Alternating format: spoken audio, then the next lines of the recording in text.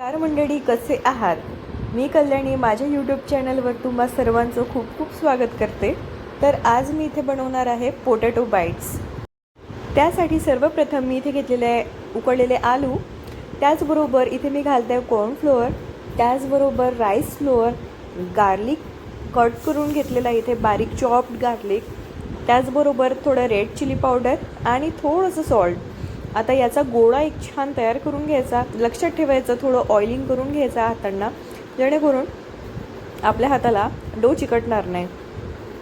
इथे आपला डो रेडी आहे. आता त्याचे छोटे छोटे गोळे करून घ्यायचे, त्याचबरोबर ते लांबट असे आकाराचे करून घ्यायचे.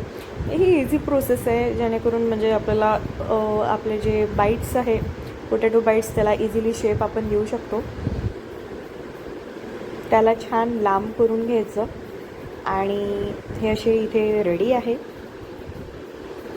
आता याला मी इथे कट करून घेणार आहे वन बाय वन. तुम्ही ते बघू शकता, सर्व बाईट्स इथे कट केलेले आहे. त्यानंतर कढईमध्ये थोडं तेल घेऊन त्याला छान मस्तपैकी तपू दिलं. तेल तपल्यानंतर त्यामध्ये वन बाय वन असे करून सर्व बाईट्स सोडले. फ्लेम ही मीडियम ते हाय असावी.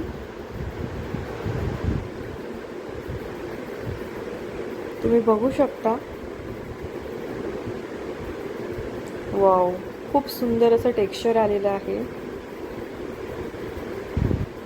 खूप छान दिसत आहे.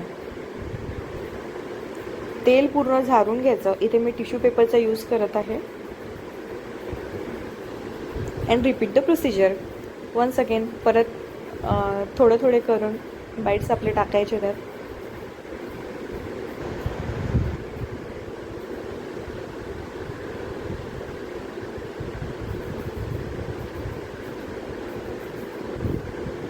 अशा प्रकारे वन बाय वन करून सर्व असे बाईट्स इथे रेडी आहे.